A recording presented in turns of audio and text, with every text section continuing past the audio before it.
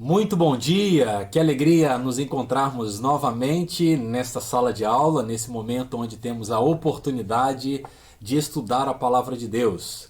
Eu quero, nesta manhã, compartilhar uma porção muito preciosa das Escrituras e poder conversar com você a respeito do que levou Paulo a escrever a segunda carta. Certo que hoje nós vamos estudar uma lição que já está ali no meio para o final da segunda carta que Paulo escreve aos Tessalonicenses. Hoje a lição é a quinta lição e nós vamos falar sobre a ação da igreja diante do cenário que a cerca. Então nós precisamos pincelar, precisamos entender alguns aspectos das Sagradas Escrituras, olhar o nosso ambiente, a nossa comunidade de fé e, portanto, implementar, portanto, colocar em prática aquilo que a Bíblia diz a respeito da comunidade. Então nós vamos aqui orar nesse momento e depois vamos conversar a respeito de alguns textos. Vou fazer com você aqui uma rápida, ligeira introdução sobre o capítulo 1 e depois chegamos no capítulo 2, adentramos e finalizamos no terceiro capítulo. Portanto, esta é a última lição que trata das cartas de Paulo aos Tessalonicenses. Você deve se lembrar, é uma das primeiras cartas paulinas. Sabemos que possivelmente a primeira foi a carta aos Gálatas, logo após a sua primeira viagem lá naquela região. E se você não está ainda situado com esse ambiente do qual eu estou falando, temos uma aula aqui que você pode dar uma olhada, que é a primeira aula, onde eu falo das 3 viagens missionárias do apóstolo Paulo.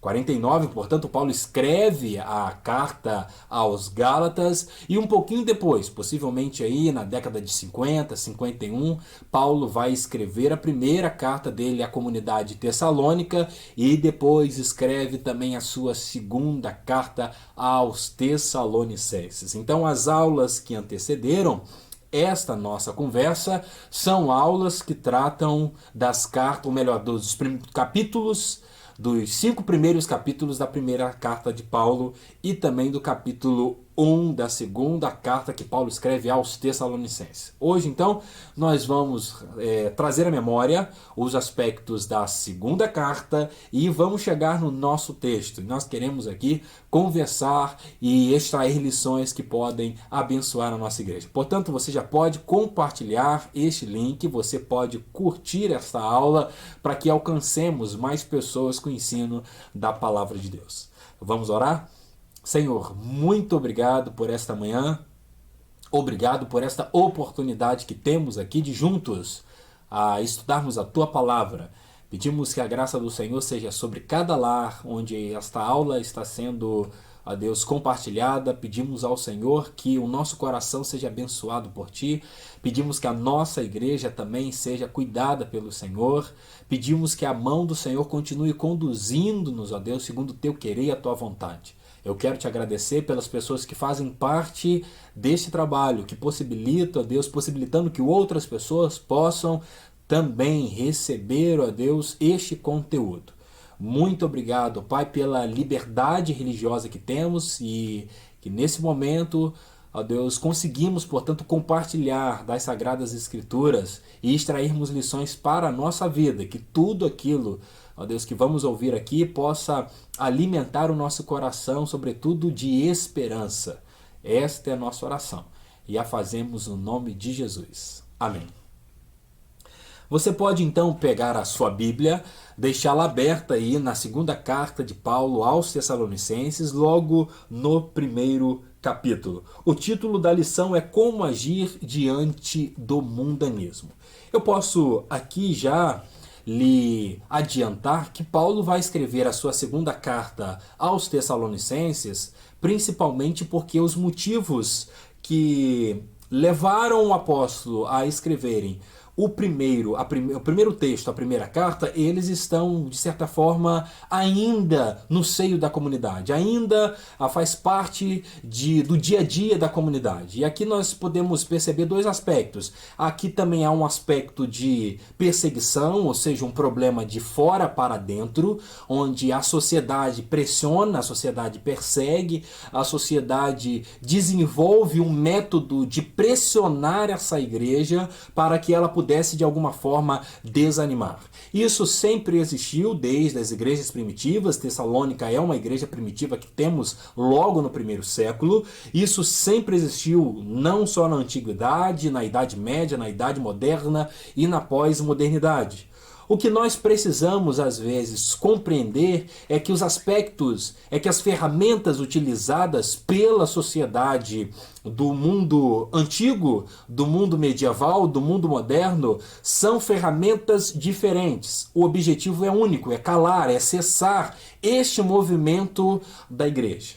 E aqui a gente pode analisar algo muito interessante de observarmos, que a igreja de Tessalônica não é uma mega igreja. Não é uma igreja composta com vários membros. Não é uma igreja que tem um templo enorme. Não, é uma igreja que se reunia em casas. É uma igreja simples. A igreja de Corinto, que está dentro de uma cidade que tem aí aproximadamente 300 mil habitantes, é uma igreja pequena. É uma igreja que tem possivelmente 50, 60 membros. Pessoas que se reuniam nessas oportunidades para adorar o Senhor e que sofriam pressões. Portanto, não é o tamanho da igreja que vai chamar a atenção da sociedade e vai desenvolver na sociedade um desejo de perseguição. E é claro que nós temos setores da sociedade que têm um objetivo, no fundo, de perseguir a igreja. E aqui a gente não pode generalizar a sociedade, mas é importante entender que alguns setores fazem isso de forma mais enfática. E aí, quando nós olhamos para a igreja de Tessalônica, a gente já consegue, portanto, identificar algo que é comum na sociedade e na história da igreja. E nas histórias das igrejas também. Portanto, a igreja de Tessalônica sofre uma perseguição, e é o que nós encontramos as instruções de Paulo. Sofre também dúvida, tem dificuldades de entender algumas questões em relação à morte das pessoas que eram cristãs, pessoas que estavam dentro daquela comunidade. E Paulo, portanto, escreve para fortalecer. Paulo escreve, portanto, para animá-los. Paulo deseja ali colocar que a palavra de Deus para gerar esperança. Por isso que nos capítulos finais da primeira carta, Paulo trata de esperança diante da morte dos santos e esperança também diante do cenário no qual vivemos. A palavra sobre o retorno de Jesus, sobre a morte dos fiéis, não deve gerar em nós uma preocupação, um medo, um terror. Novamente, toda vez que tratamos de aspectos escatológicos, de aspectos apocalípticos, nós podemos alimentar o nosso coração não de medo, mas de esperança. Então, nada de medo do que pode acontecer, nada de medo do que vão fazer, nada de medo dos governantes, nada de medo de alguns cenários. Você pode ter uma confiança em Deus. Você não precisa temer nada nem ninguém, porque o Deus que lhe prometeu que voltaria, lhe prometeu também conduzir você para uma eternidade, se você já se encontrou com Cristo Jesus. A segunda carta que Paulo escreve, portanto, aos Tessalonicenses, é mergulhado nesse ambiente. A igreja está passando por perseguição. E como vencer essa perseguição? Paulo vai então falar de fé, de amor e de resistência. Diante do ambiente de perseguição, atente-se para algo aqui muito interessante e importante para gravar aqui no seu coração. Diante do ambiente de perseguição é preciso desenvolver fé, amor e resistência. Às vezes, é comum do ser humano, ele no impacto, na perseguição, na afronta, ter, portanto, uma atitude de ficar inclinado, de se rebaixar, de se sentir inferior. Mas na luta espiritual, nós precisamos alimentar o nosso coração não de armas físicas, mas precisamos tomar armas espirituais, fé, amor e resistência. No tempo de perseguição que a igreja passa ou há de passar na história da humanidade, nós precisamos alimentar o nosso coração de fé, de amor e de resistência. Além disso, nós precisamos confiar na justiça de Deus. O problema de fora para dentro, ele é desafiador. Mas além de alimentarmos o nosso coração com fé, amor e resistência, precisamos desenvolver uma confiança, uma fé na justiça de Deus. Paulo escrevendo, portanto, aos Tessalonicenses, no primeiro capítulo, verso 6, ele diz, em sua justiça. Em sua justiça, Deus pagará com aflição aqueles que afligem vocês. Ou seja, as pessoas que afligem os seguidores de Jesus certamente terão as suas contas acertadas não com nós mesmos. Nós não precisamos pegar em armas, nós não precisamos devolver na mesma moeda, nós não precisamos usar as mesmas ferramentas que os inimigos usam. As nossas ferramentas são fé, amor e resistência. E nessa fé, portanto, alicerçamos, portanto, essa fé na justiça de Deus. Portanto, Paulo, nesse sentido, Paulo escreve aos Tessalonicenses na sua segunda carta, no capítulo 1, verso 6, em sua justiça Deus pagará com aflição aqueles que afligem vocês. Completando o versículo 9, Paulo diz a respeito daqueles que perseguem a igreja, eles serão punidos com destruição eterna. Aqueles que perseguem a igreja não passarão por um momento de perseguição temporário. Mas aqui há uma destruição. Destruição. Não uma destruição temporária, mas uma destruição eterna. Separados, olha aqui, juízo sobre eles. Separados eternamente, para sempre, da presença do Senhor e de seu glorioso poder. Portanto, há no calendário de Deus uma data já definida pelo próprio Senhor, e o juízo de Deus há de vir sobre aqueles que perseguem a igreja. E essa perseguição, certo que a nosso ver pode parecer que ela é externa apenas, mas ela acontece também num cenário interno. E aí Paulo vai desenvolver aqui uma ideia que é uma ideia de trabalhar a favor, permitir que o sofrimento trabalhe ao nosso favor. E isso é muito interessante. O sofrimento como lugar que Deus trabalha o nosso coração. Eu não sei você, mas em muitas ocasiões a minha tendência é fugir do sofrimento. Nós gostamos de um lugar confortável. As pessoas que estudam a parte do cérebro, quanto à questão de inteligência, quanto à questão de adaptação, quanto à questão de defesa, elas já identificaram que o cérebro não gosta de impacto, não gosta de insegurança, portanto não gosta de sofrimento. Nós fugimos de toda a possibilidade de sofrimento. Nós queremos sempre uma vida totalmente confortável, num lugar, num ambiente maravilhoso, assistindo a nossa TV, sem problemas, sem dificuldades, sem inseguranças. Mas essa não é a vida. Isso é o que...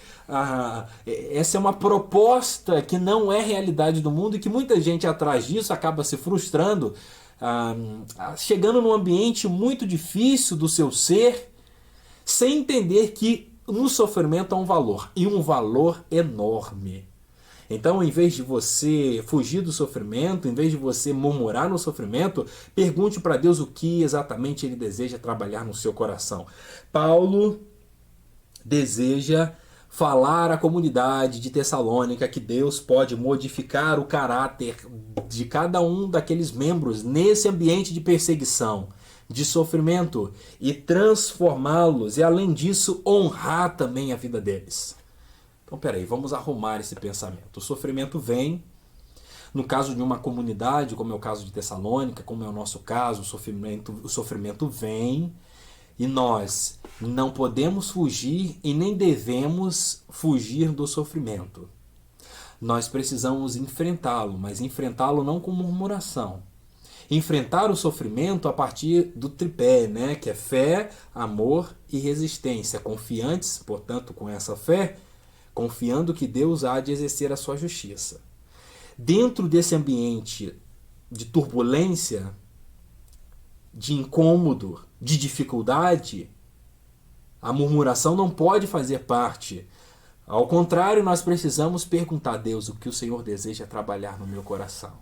E saber que após o sofrimento, e até mesmo no sofrimento, Deus pode nos honrar. Segunda carta, como nós estamos tratando, ainda no capítulo 1, verso 11 e 12, Paulo diz: assim continuamos a orar por vocês, pedindo a nosso Deus que os capacite a ter uma vida digna de seu chamado e lhes dê poder no sofrimento.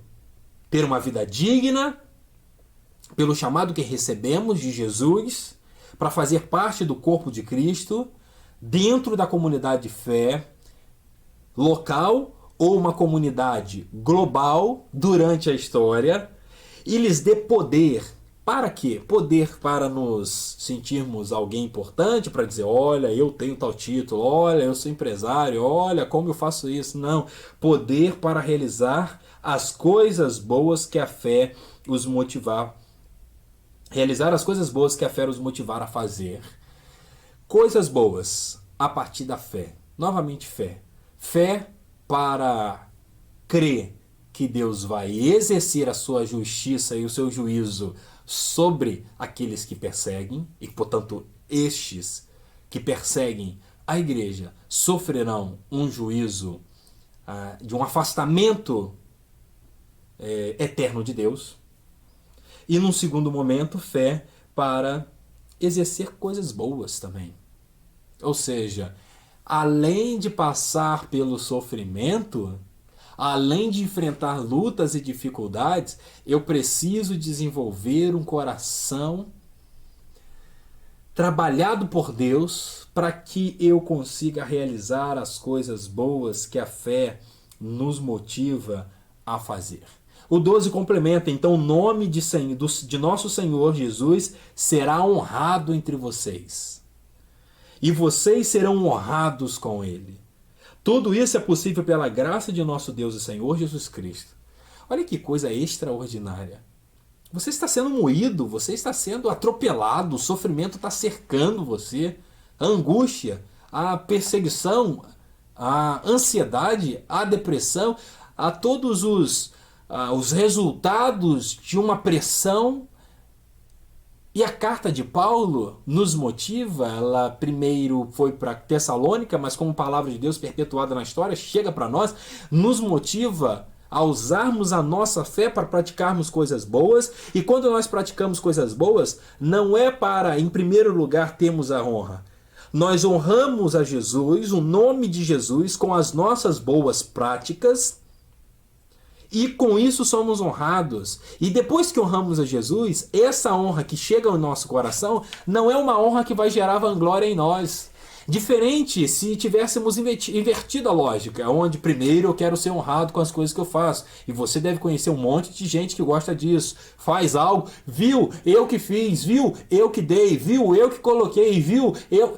Não é essa a lógica. A lógica é contrária. Primeiro eu faço as coisas boas para honrar o nome de Jesus, para que as pessoas possam bater o olho e falar assim, foi Jesus quem fez isso. E depois, Jesus fez isso por intermédio de alguém, foi por intermédio de A, de B, de C. Aí você vai novamente vai voltar, né? Você novamente vai trazer o aspecto da honra não para você, porque você já entendeu que a honra não é sua, é de Jesus. Além desse aspecto que eu disse, externo, que pode ser evidenciado internamente também, nós vamos encontrar uma outra característica dentro dessa comunidade.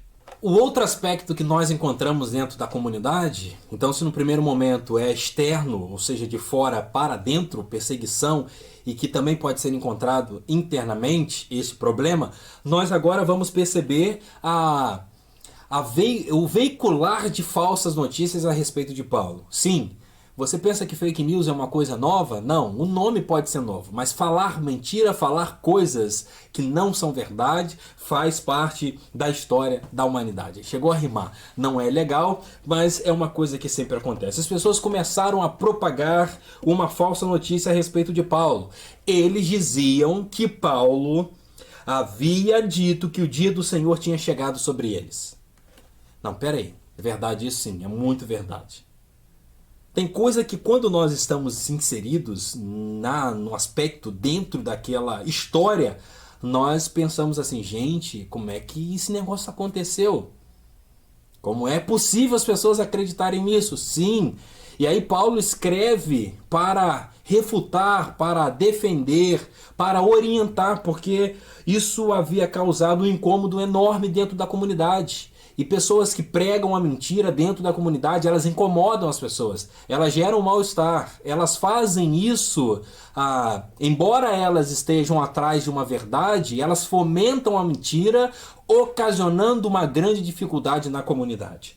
Portanto, o versículo 2, o capítulo 2, Paulo vai deixar bem claro, vai evidenciar. É como se Paulo, por intermédio da carta, ali sacudisse aquela igreja e dissesse: não se deixem abalar, nem assustar tão facilmente por aqueles que dizem que o dia do Senhor já começou.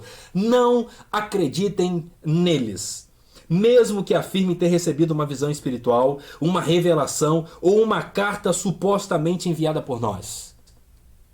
Peraí, existem pessoas que estão usando cartas em nome de Paulo, para tirar, portanto, o foco real da comunidade.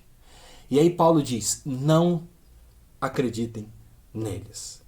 Algumas pessoas, eu não sei se você já teve essa experiência, se teve, eu quero aqui pastoralmente arrumar um aspecto aqui na sua cabeça que é importante. Tem gente que quando chega na igreja e se depara com um problema diz: na igreja eu não fico porque eu presenciei isso. E aí nós precisamos, teologicamente inclusive, afirmar que a igreja é um lugar de pessoas, é como se fosse um hospital, pessoas que não estão saradas totalmente. Tem gente que já teve usemos a palavra aqui, evolução, já está bem, já entendeu o propósito da santificação, da santidade, vive de acordo com a vontade de Deus. Tem gente que chegou agora, tem gente que parece ser, mas não é. Esse é um ambiente, então você não pode sair da igreja por causa de pessoas. Você tem que focar a sua mente, focar os seus olhos, entendendo que aqui você está, nessa igreja ou em qualquer outra igreja, por causa de Jesus. Porque na igreja vai sim ter gente que vai ter a mesma prática que teve no primeiro século, lá na região da Macedônia. Quando Paulo escreve aos Tessalonicenses, ele está querendo dizer que tem gente mentindo. Sim, tem gente mentindo dentro da igreja. E aí o que Paulo vai dizer? Não acreditem neles. Não se deixem abalar. Não fiquem assustados. Olha, deixa eu dizer algo para você. Não se abale, não se assuste, não se deixe enganar por pessoas que supostamente apresentam uma verdade, mas que no fundo não é verdade. E com isso gera um transtorno na comunidade. E aí Paulo vai dizer: mesmo que afirme ter recebido uma visão espiritual, quando a pessoa usa desse artifício, quando a pessoa usa dessa técnica, tende no ambiente as pessoas, portanto, ficam inclinadas a atender. Eu tive uma visão espiritual. Quem não vai se atentar? Quem não vai dobrar, inclinar os seus ouvidos para perceber? Mas Paulo está dizendo, mesmo que essa pessoa afirme ter tido uma visão espiritual. Mesmo essa pessoa afirmando que teve uma revelação. Já viu quando alguém fala assim: recebi do Senhor isso. Pode ser de fato verdadeiro, e aí nós sempre falamos, olha, desde que comprove segundo as Sagradas Escrituras. Não é assim que a gente aprendeu? Mas, às vezes, a pessoa recebeu não de Deus, mas dela mesma. O coração dela está inflamado daquilo, que ela passa a enxergar aquilo como palavra de Deus, fala em nome de Deus algo que Deus não disse e causa confusão. Ou uma carta supostamente enviada por nós. Aqui, ó, eu tenho um texto. É de Paulo. Paulo disse, o dia do Senhor já está sobre nós. Paulo está agora com essa segunda carta dizendo, não acredite neles. Muito cuidado. Muito cuidado. A quem você empresta o seu ouvido? É preciso ter muito discernimento. E aí é importante dizer também para você e para mim que nós não podemos usar mentiras para alcançar os nossos objetivos.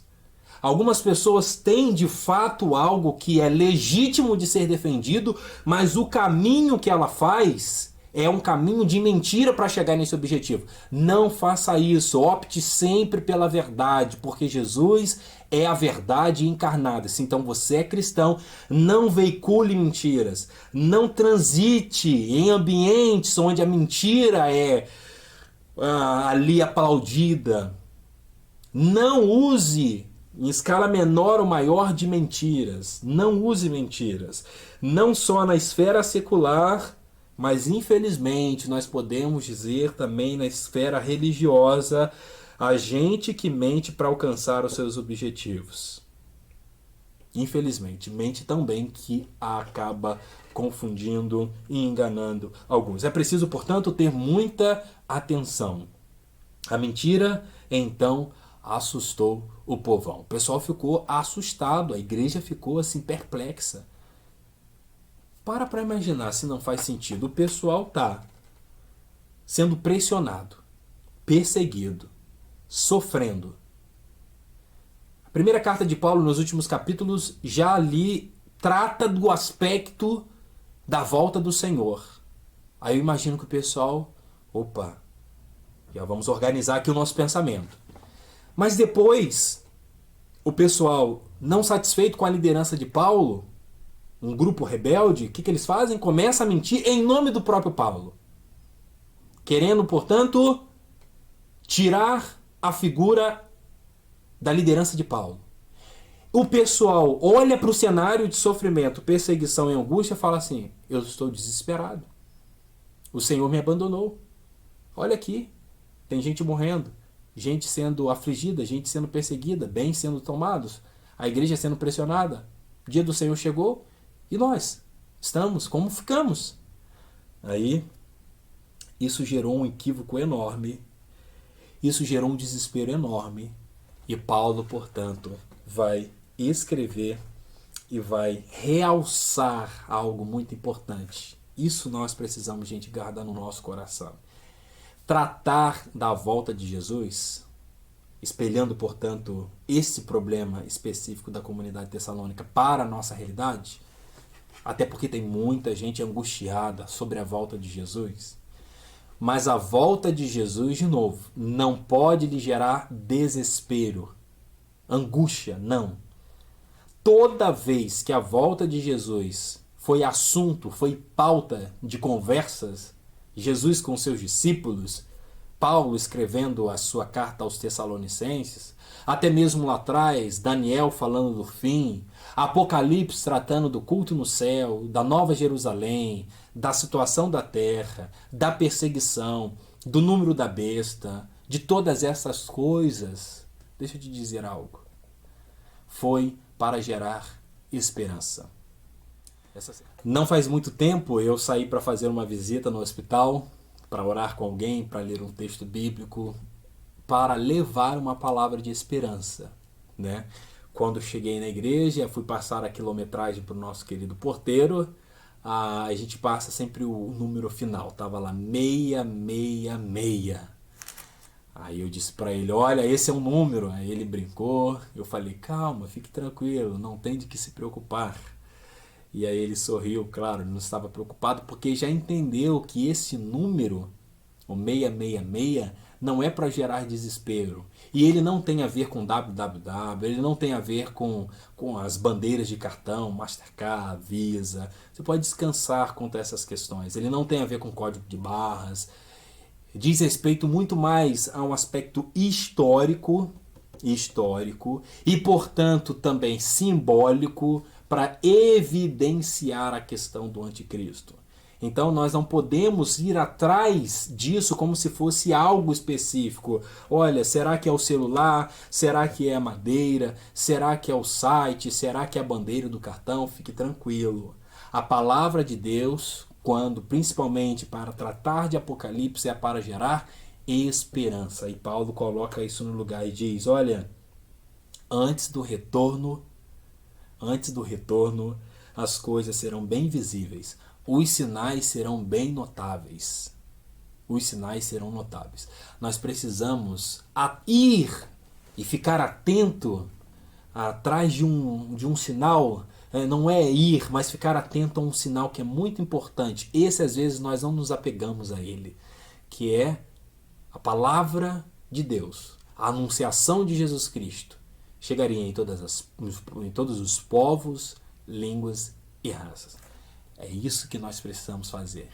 Tem muito mais gente que está preocupado com a pandemia, com a epidemia que aparece apenas no relato de Lucas, do que de fato com Jesus vai ser anunciado em toda a esfera deste mundo.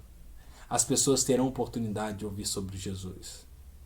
Então, a gente está nesse caminho, né, do retorno. Então você precisa alimentar o seu coração de esperança, não de medo.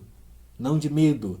Todos os indicativos que são dados, principalmente lá no texto de Marcos, como nós conhecemos, os discursos sobre o fim, ou a vinda do Filho do Homem, Marcos capítulo 13, nós precisamos entender que todos esses aspectos, e em todos os aspectos, Deus se faz presente conosco. Por isso que se a tribulação ela é antes, ela é durante, ela é depois, isso não deve gerar angústia no seu coração. A maior certeza que você deve ter é que Jesus está com você. Passando antes ou depois, Ele vai estar com você. Ele não nos abandona.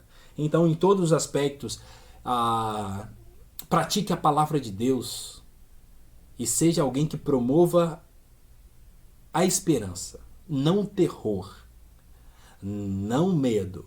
E cuidado com as falsas informações.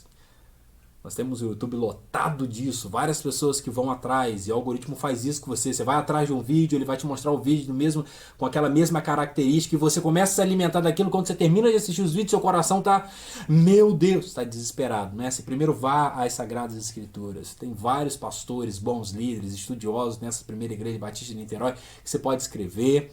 Você pode mandar um e-mail, você pode mandar uma mensagem, falar, olha, eu preciso de um auxílio, de um bom livro para entender também o Apocalipse, além da leitura da Palavra de Deus. Nós vamos lhe conceder, porque o que nós queremos é alimentar o seu coração, conforme Paulo fez a comunidade tessalônica, de esperança. Então aquela comunidade poderia ficar com o coração descansado. Portanto, descanse o coração. Enquanto ele não volta, aplique neste lugar os valores do reino de Deus, que é paz, justiça e amor.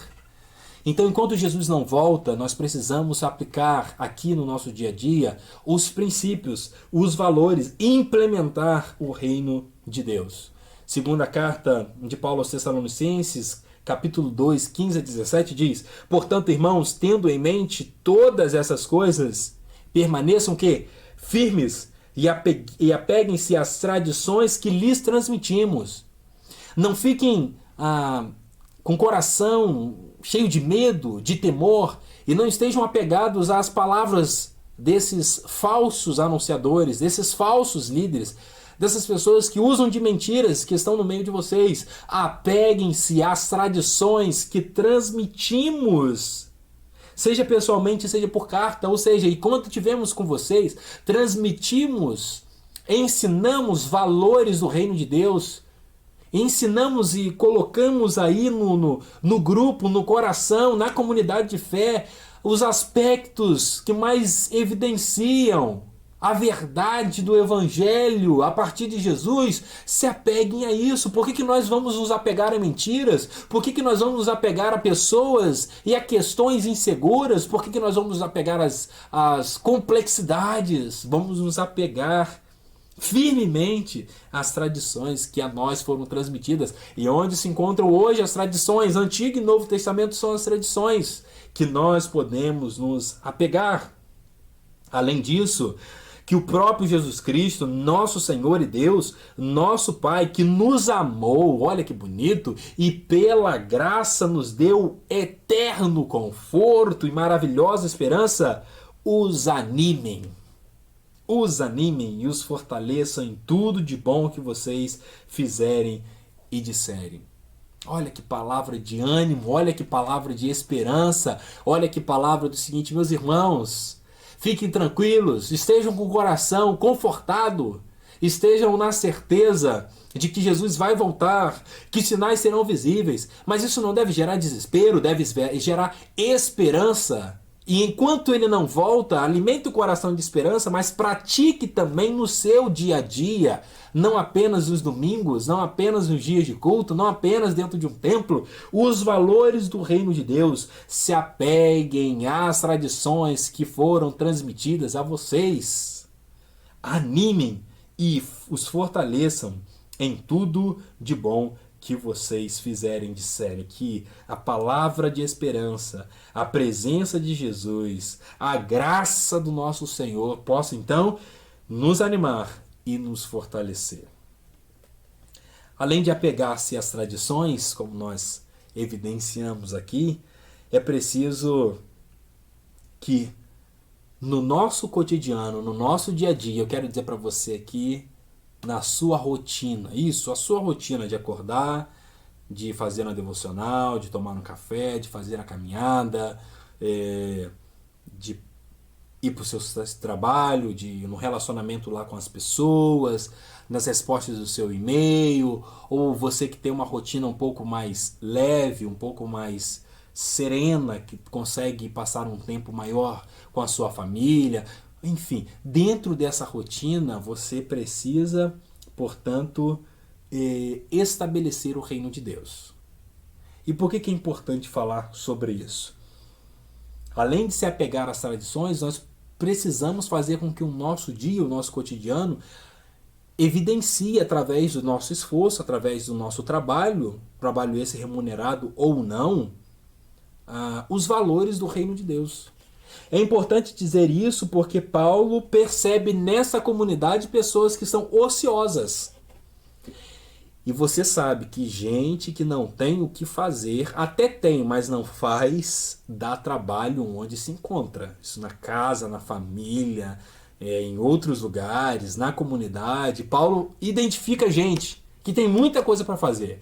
Porque na igreja nós temos muitas coisas para fazer. Precisamos escolhê-las a partir do nosso perfil, do nosso dom, daquilo que Deus nos deu, e não confundir as coisas, sermos pessoas certas nos lugares certos, e aí sim o reino consegue alcançar uma excelência. Isso é importante. Mas há muita gente que percebe que há muita coisa para fazer e ela fica distante, ela fica, isso na vida também, ela não procura fazer muita coisa. É gente que tem capacidade, que tem inteligência, mas é gente ociosa. E aqui, às vezes, não somente preguiçosos, o ocioso aqui pode englobar outros aspectos. Capítulo 4 de 1 Tessalonicenses, Paulo já havia tocado nesse problema. Parece ser um problema que se repetiu, aí Paulo vai de novo tratar o problema. Portanto, 1 Tessalonicenses, capítulo 4, 10 a 12, Paulo diz: de fato, vocês já demonstraram amor por todos os irmãos em toda a Macedônia. Amor em toda a Macedônia. Ainda assim, irmãos, pedimos que os amem ainda mais. Tenham como objetivo uma vida tranquila. Olha que objetivo legal. Ocupando-se com seus próprios assuntos. Tá vendo que se a gente lê a Bíblia rápido, a gente não percebe isso. Ocupando-se com os próprios assuntos. Quem busca uma vida tranquila deve se ocupar com seus assuntos. Tem gente vigiando a vida do outro. Vigiar a vida do outro não só incomoda o outro, como também não lhe dar uma vida tranquila. E trabalhando com suas próprias mãos. Opa, tem alguém aqui que não quer comer de graça o tempo todo, né? Conforme os instruímos anteriormente. Então, agora o nosso foco final diz respeito a um grupo ocioso. Quando Paulo escreve a sua primeira carta, no capítulo 4, versículos 10, 11 e 12, Paulo está querendo dizer o seguinte: o amor de vocês é conhecido em toda a Macedônia. Amem um pouco mais. Agora vai uma outra instrução. Olha a inteligência de Paulo, a retórica, que coisa bacana. Aumentem o amor, mas tem gente que não ama. Na comunidade é assim. E eu prefiro avaliar e analisar que é uma minoria. Uma minoria. A minoria dos ociosos. Porque a maioria ama. A maioria trabalha. A maioria se empenha. Vamos fazer essa leitura? Estes precisam, portanto, se ocupar com os seus próprios assuntos. O fato deles não estarem olhando para a vida deles mesmos, eles estão se ocupando com o assunto dos outros. Aí fica fácil. Tá vendo? Fulano não faz isso, Beltrano não faz aquilo. Tem vários dedos para várias pessoas, encontra vários problemas, mas ela mesma não é a solução. Esta é uma característica do ocioso. Quando a pessoa identifica muito problema e ela só aponta, ela não faz parte da solução, é um exemplo de alguém ocioso. Além disso, além de ocioso, parece preguiçoso também, trabalhando com suas próprias mãos, conforme nos instruímos anteriormente. Ou seja, estava ali diante de um ambiente confortável. E aí nós temos duas teorias, e eu quero apresentar para você. Nós estamos caminhando para o desfecho, e a nossa conclusão vai ser a oração, duas orações. Uma oração aqui, do Paulo, escrevendo aos Tessalonicenses, e a oração que nós vamos fazer juntos. Duas teorias para essa instrução de Paulo. Por que Paulo dá essa instrução a respeito dos ociosos? Primeiro, esse grupo poderia pensar, olha, já que Jesus vai voltar, e é simples pensar isso, eu vou estacionar, aqui eu vou ficar, mais nada eu vou fazer, e de graça eu vou comer. Então o que Paulo está querendo dizer é o seguinte, gente, olha, não acreditem nessas coisas. E eu me lembro que teve um boom, teve uma data, eu ainda estava em São Fidélis, era adolescente. As pessoas comunicavam, as pessoas reverberavam que a volta, o fim do mundo seria num ano tal. Não sei se foi o 2000, não me lembro muito bem. E um conhecido parou de estudar. Ele fez a seguinte lógica matemática, olha, já que Jesus vai voltar, para que eu vou estudar? Já que o mundo vai acabar, para que eu vou continuar quebrando a cabeça aqui nessas matemáticas todas, nessas gramáticas, nessa regência verbal, nominal, por que eu vou ficar com isso? Ele parou de estudar. E depois teve muita dificuldade na vida. Porque não foi a data de Jesus. E Jesus, inclusive, já tinha até alertado. Gente, não fiquem preocupados. Estejam preocupados com aqui, ó. Não é o externo, não é o calendário, é o coração. Se vocês estiverem preparados, eu posso voltar, como de fato vou voltar como ladrão. Então pensavam as pessoas, olha, se Jesus vai voltar, é melhor nem trabalhar. Só que essas pessoas começavam a ficar pesadas para as outras. Essas pessoas, então, causavam incômodo. Já que Jesus vai voltar, não vou trabalhar, mas você vai comer de quê? Então elas estavam começando a gerar um ambiente complexo. Isso é uma possibilidade. Mas a segunda possibilidade, e talvez essas possibilidades estejam conectadas, né? A segunda possibilidade, que talvez faz muito mais sentido, é o sistema de patronato, ou seja, o sistema de patronato que existia na sociedade romana. Mas o que é isso? Dentro desse ambiente específico, nós estamos tratando aqui dessa segunda possibilidade. Pessoas pobres que dependiam de recursos de gente rica, de maneira... E esse recurso não era algo certo, algo que no final do mês você vai receber. É como se a gente pudesse pensar assim dessa forma. No final do mês, ou até o 5º, 10º dia útil, você vai receber.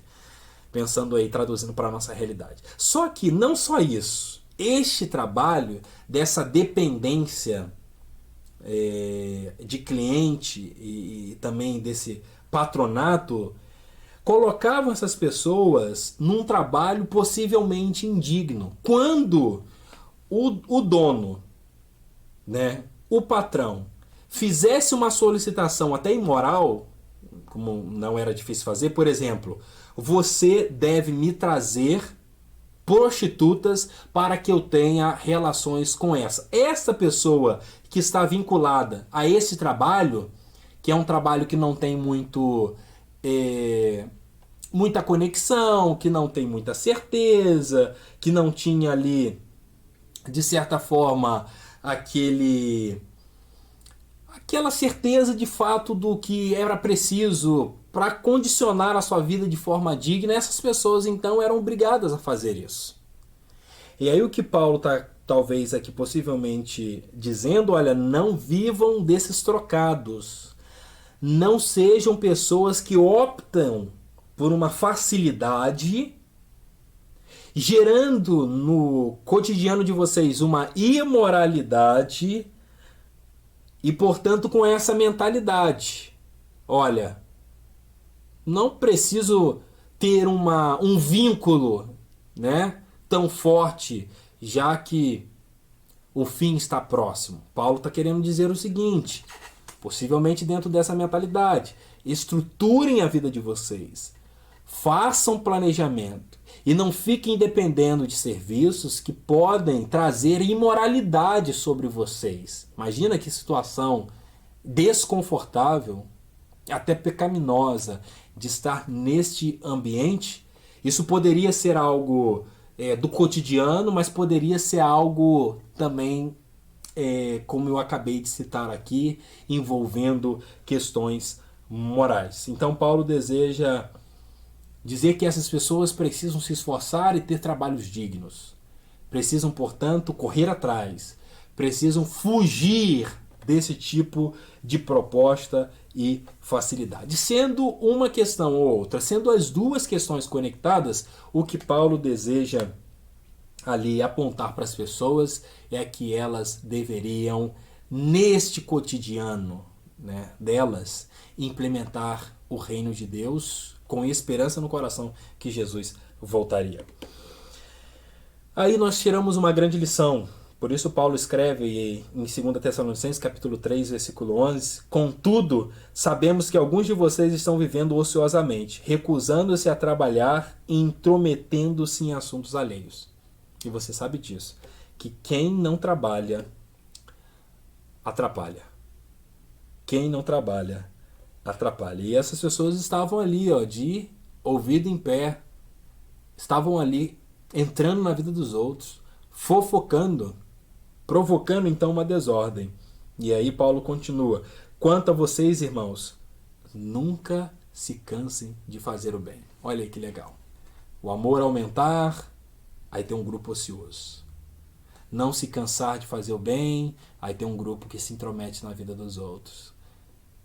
O cenário da comunidade é esse, e nós precisamos tomar uma decisão de qual grupo, né, ou de quais características nós queremos desenvolver. Certamente nós vamos desenvolver as características, nós vamos implementar no nosso dia a dia, principalmente da nossa comunidade, as práticas espirituais.